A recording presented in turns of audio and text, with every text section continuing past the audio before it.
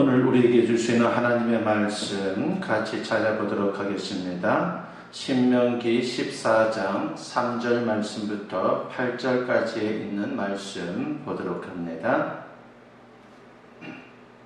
찾으신 줄 알고 제가 봉독해 올립니다. 너는 가증한 것은 무엇이든지 먹지 말라. 너희가 먹을 만한 짐승은 이러하니 곧 소와 양과 염소와 사슴과 노루와 불구스름한 사슴과 산염소와 볼기가 흰 노루와 뿔이 긴 사슴과 사냥들이라. 짐승 중에 굽이 갈라져 쪽발도 되고 새김질도 하는 모든 것은 너희가 먹을 것이니라. 다만 새김질을 하거나 굽이 갈라진 짐승 중에도 너희가 먹지 못할 것은 이것이니 곧 낙타와 토끼와 사번. 그것들은 새김질은 하나 굽이 갈라지지 아니하였으니 너희에게 부정하고 돼지는 굽은 갈라졌으나 새김질을 못하므로 너희에게 부정하니 너희는 이런 것의 고기를 먹지 말 것이며 그 사체도 만지지 말 것이니라. 아멘. 오늘 이 본문 말씀을 가지고 구별된 사람이라고 하는 제목으로 여러분과 같이 은혜를 나누고자 합니다. 오늘 본문은 두 가지 이유로 혼란스러울 수가 있습니다. 그 하나는 내용 중에 과학적으로 맞지 않아 보이는 그러한 내용이 있기 때문이죠. 7절 말씀을 보면 토끼와 사바는 새김질을 한다라고 되어 있습니다. 그러나 사실 토끼와 너구리의 일종인 사바는 반출을 하지 않습니다. 그래서 성경이 과학적으로 틀렸다라고 주장하는 분들이 있는 것입니다. 그러나 여기서 새김질은 자주 침을 흘리면서 입을 움직여 씹는 것처럼 보이는 행동까지를 포함하는 것입니다. 그래서 오늘 본문이 과학적으로 맞지 않다고 생각할 필요는 없습니다. 다른 하나는 우리가 즐겨 먹는 먹거리들을 먹지 말라고 하기에 혼란스러울 수 있다라고 하는 것이죠. 8절 말씀을 보면 돼지고기를 먹지 말라고 했습니다. 그리고 10절을 보면 지느러미와 비늘 없는 모든 해산물을 먹지 말라고 했습니다. 즉 오징어, 문어, 낙지, 전복, 굴, 각종 조개류 등을 먹지 말라는 것입니다. 그래서 말씀에 순종하지 못한다는 생각에 혼란스러울 수가 있습니다. 그러나 예수님은 마가복음 7장 18절과 19절에서 이런 말씀을 하십니다. 예수께서 이르시되 너희도 이렇게 깨달음이 없느냐? 무엇이든지 밖에서 들어가는 것이 능히 사람을 더럽게 하지 못함을 알지 못하느냐? 이는 마음으로 들어가지 아니하고 배로 들어가 뒤로 나갑니다. 이러므로 모든 음식물을 깨끗하다 하시니라 했습니다. 예수님뿐만이 아니죠. 사도 바울도 디모데전서 4장 3절과 4절에서 이런 말씀을 합니다. 어떤 음식물은 먹지 말라고 할 터이나 음식물은 하나님이 지으신 바니 믿는 자들과 진리를 아는 자들이 감사함으로 받을 것이니라. 하나님께서 지으신 모든 것이 선함에 감사함으로 받으면 버릴 것이 없나니 라고 했습니다. 예수님 이후에 성도들은 먹거리에 제한을 받지 않게 되었다는 것을 우리가 알 수 있습니다. 그렇다면 굳이 말씀 그대로 지킬 필요가 없는 오늘 본문과 같은 말씀이 왜 성경에 남아있는 것입니까? 이유는 간단합니다. 그 말씀에 담긴 하나님의 뜻은 여전히 우리에게 필요하기 때문이죠. 사실 구약의 하나님의 백성인 이스라엘과 신약의 하나님의 백성인 그리스도인은 같은 하나님을 섬기면서도 섬김의 구체적인 방법은 다릅니다. 대표적인 예로 구약의 이스라엘 백성들은 성전에서 제사를 드렸고 그리고 안식일을 지켰습니다. 그러나 신약의 그리스도인들은 예배를 드리고 주일을 지킵니다. 그러면서도 여전히 성전 제사에 대한 말씀을 소중히 여기고 있습니다. 그 안에 예배에 대한 본질적인 가르침이 있기 때문이죠. 그렇습니다. 오늘 본문 역시 우리에게는 소중합니다. 비록 형식적인 내용은 그대로 지키지 않을지라도 본질적인 내용이 오늘도 우리에게 너무도 귀한 메시지를 주고 있기 때문입니다. 그렇다면 오늘 본문이 주는 가르침은 무엇입니까? 그것을 살펴보면서 같이 여러분과 은혜를 나누고자 합니다. 첫째는 오늘 본문이 우리에게 주는 가르침이 있는데 그것은 우리는 하나님의 구별된 백성이다라고 하는 것입니다. 오늘 본문을 보면 하나님은 피조물들을 정한 것과 부정한 것으로 구별을 하셨습니다. 우선 4절 이하를 보면은 육지의 동물 가운데 정한 것과 부정한 것을 구별하셨습니다. 발의 굽이 갈라졌고 또 새김질하는 동물들은 정하지만 그 외의 동물들은 부정하다라고 하는 것입니다. 다음으로 9절 이하를 보면 수생 동물들 가운데 정한 것과 부정한 것을 구별하셨습니다. 지느러미가 있고 또 비늘이 있는 것은 정하지만 그 위에는 부정하다라고 하는 것이죠. 그리고 11절 이하를 보면 날짐승들 가운데 정한 것과 부정한 것을 구별하셨습니다. 그렇다면 왜 하나님은 피조물을 정한 것과 부정한 것으로 구별하신 것입니까? 그리고 왜 이 사실을 하나님의 백성들에게 말씀하신 것입니까? 성경을 보면 이미 노아 시절부터 이런 구별은 있었다라고 하는 것을 우리가 알 수 있습니다. 창세기 7장 2절과 3절 말씀에 보면은 너는 모든 정결한 짐승은 암수 7씩 부정한 것은 암수 2씩을 네개로 데려오며 공중의 새도 암수 7씩을 데려와 그 씨를 온 지면에 유전하게 하라고 했습니다. 하나님은 홍수 심판 이전에 이미 피조물을 정한 것과 부정한 것으로 구별했다는 것입니다. 그런데 여기서 중요한 것은 이때 사람도 구별되었다는 것이죠. 노아 시절 세상에 죄악이 관영하고 사람들이 죄악에 깊이 물들어서 더 이상 하나님께서 용납할 수 없는 죄인이 되었습니다. 그러나 아직 죄악에 물들지 않은 노아 같은 의인의 또한 집안도 있었다라고 하는 것입니다. 이미 세상에는 두 종류로 구별된 사람들이 있었다는 것을 성경은 강조합니다. 하나는 의인이요 다른 하나는 죄인입니다. 그리고 하나님은 의인들에게 피조물이 구별되었다는 것을 알려주셨고 그들을 구별하라고 말씀을 하셨습니다. 그래서 노아는 피조물들을 방주로 모을 때에 정한 것과 부정한 것을 구별했습니다. 그리고 방주에서 나와 하나님께 제사를 드릴 때도 반드시 정한 것만을 제물로 사용했습니다. 그리고 육식을 할 때도 정한 것들만 먹었습니다. 그러나 이스라엘 백성들이 430년 동안 애굽에서 종살이 하면서 세상 사람들과 구별됨 없이 살았습니다. 그래서 하나님은 저들이 하나님의 백성들로 구별되었다라고 하는 것을 말씀하셨고 구별된 사람답게 먹거리를 구별하라고 말씀하게 된 것입니다. 그러면서 저들은 구별된 제물로 하나님께 제사를 드리고 또 구별된 먹거리를 먹으면서 자신들이 구별된 존재라고 하는 것을 깊이 깨닫게 하신 것입니다. 그렇습니다. 하나님께서 먹거리를 구별하라고 명하신 이유는 하나님의 백성이 구별된 존재라고 하는 것을 깨닫게 하려고 하는 그런 하나님의 생각이 반영되어 있는 것입니다. 그리고 세상 사람들과는 다른 먹거리를 먹으면서 자신들이 세상 사람들과는 다른 존재라고 하는 것을 깨닫게 하려고 바로 주님은 이렇게 정한 것과 부정한 것을 구별했다라고 하는 것입니다. 중국 서북 쪽에 가면요 청해성이라고 하는 것이 있습니다. 이곳에는 해족들이 많이 모여 삽니다. 해족들은 이슬람교를 믿는 사람들이죠. 그래서 저들은 나면서부터 이슬람교도 즉 무슬림들이고 또 평생을 무슬림으로 살아갑니다. 무슬림으로서 해족의 특징은 우선 복장에서 나타납니다. 특히 남자들은 머리에 작은 흰 모자를 씁니다. 그래서 누가 봐도 이 사람은 해족이다라고 하는 것을 한눈에 알아볼 수 있게 되는 것입니다. 무슬림으로서 해족의 또 다른 특징은 먹거리입니다. 저들은 철저하게 이슬람 율법에 따라서 먹습니다. 대표적으로 절대로 그들은 돼지고기를 먹지 않습니다. 식당도 골라서 갑니다. 비록 즐겨 먹는 양고기를 먹더라도 한족이 운영하는 식당에 가는 것이 아니라 그들은 참으로 이슬람을 뜻하는 청진이라고 하는 그런 표시가 있는 식당에만 들어갑니다. 그렇습니다. 해족들은 먹을 것을 구별해서 자기들이 무슬림이다라고 하는 것을 공개적으로 드러내는 것입니다.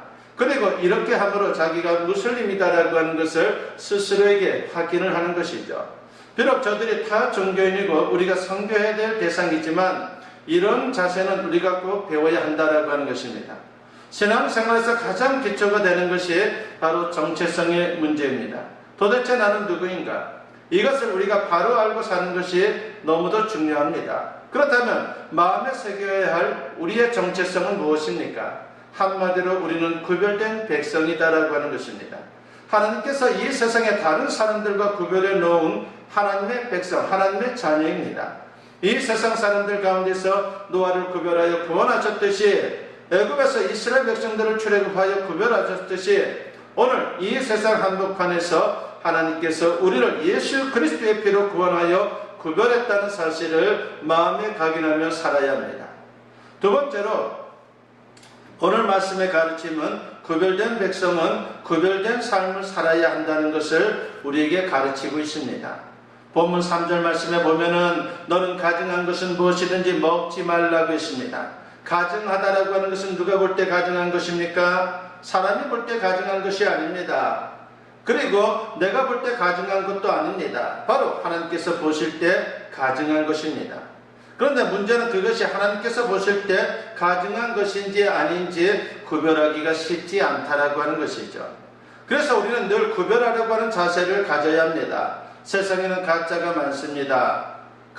고가품일수록 가짜가 많고 그리고 얼마나 존귀한지 모릅니다. 그래서 어떨 때는 가짜가 더 진짜 같다라고 하는 그런 말도 하기도 하죠. 다이아몬드는 값비싸다 보니까는 가짜도 많습니다. 미국 원주민인 인디언들은 다이아몬드 원석을 찾으면요, 빛이 좋은 날 원석을 시냇물 속에 던져 넣습니다. 그리고 잠수를 해서 물속에서도 영롱한 빛을 내는 유리알을 찾습니다. 그러면 영락없이 그것이 진짜 다이아몬드라는 것입니다. 원리는 이렇습니다. 대기 중에서는 진짜 다이아몬드나 가짜 다이아몬드가 모두 형형색색 영롱한 빛을 냅니다. 그런데 물속에서는 달라진다는 것이죠. 가짜 다이아몬드는 물속에서는 급속히 영롱한 빛이 줄어듭니다. 그러나 진짜 다이아몬드는 물속에서도 거의 변치 않고 형형색색 영롱한 빛을 냅니다. 그렇습니다. 우리도 구별할 줄 아는 지혜가 필요합니다. 그런데 우리는 물속이 아니라 하나님의 말씀 속에 던져 넣는 그러한 자세를 통해서 모든 것을 올바르게 구별해야 한다는 것입니다. 그래서 그것이 하나님 보시기에 가증한 것인지 아닌지 구별하는 그러한 과정을 우리가 밟아야 하는 것입니다. 그러면 우리가 구별해야 할 것이 무엇입니까? 하나님이 싫어하는 것을 구별해야 합니다. 오늘 본문에 보면 하나님께서 싫어하는 것들이 있다고 말씀을 합니다.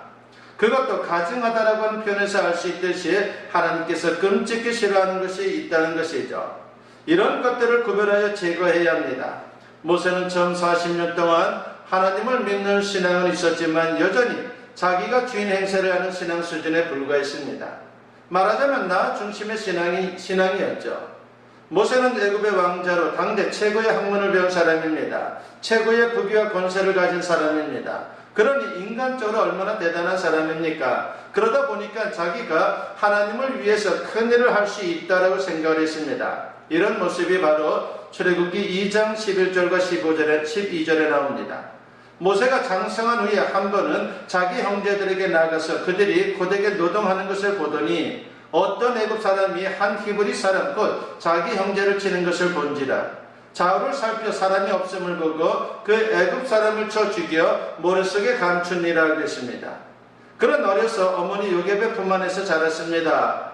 모세의 어머니는 공주의 양자가 된 모세를 길러주는 유모의 역할자로 그렇게 채용이 되면서 모세에게 자연스럽게 신앙심과 애국심을 심어줬습니다.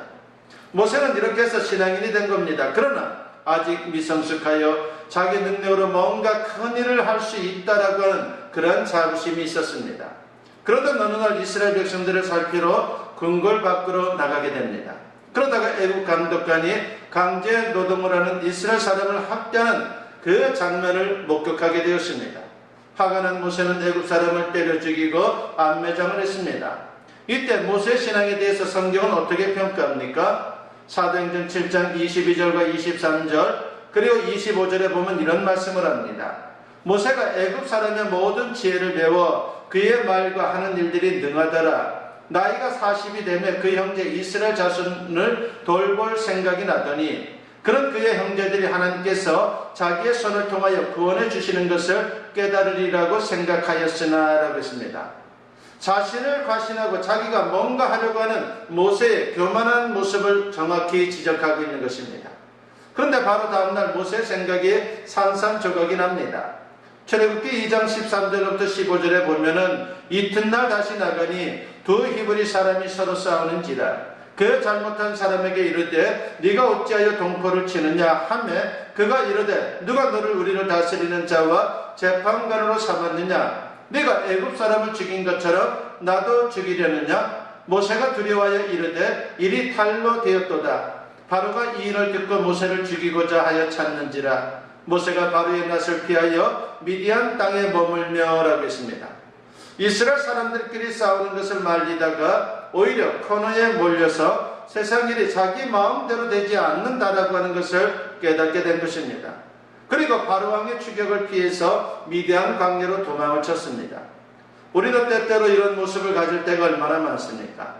내 힘으로 인생을 살고 내가 하나님을 위해 뭔가 하는 것처럼 그렇게 착각할 때가 우리의 모습 속에서도 있다는 것입니다. 근데 사실은 내 욕심을 채우고 내 생각을 주장하고 내 방법을 행사할 때가 너무나도 많습니다. 이런 모습은 하나님이 싫어하는 미성숙한 모습입니다. 그렇습니다. 내 자신을 항상 돌아보면서 하나님이 싫어하는 것이 무엇인지 점검하고 버릴 것이 있다면 버릴 수 있는 그러한 신앙적인 결단을 우리가 가져야 하는 것입니다. 그 대신 하나님이 기뻐하는 인생을 결단하며 그 길을 걸어가야 되는 것이죠.